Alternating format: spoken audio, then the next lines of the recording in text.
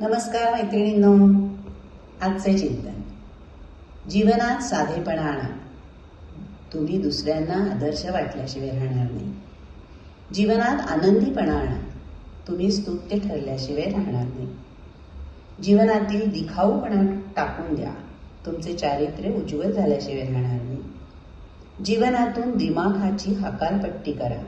तुमच्या कार्यावर लोक संतुष्ट झाल्याशिवाय राहणार नाही. वागण्यातील उद्धटपणा टाकून द्या. तुमचा सर्वांकडून व सर्वत्र मान झाल्याशिवाय राहणार नाही.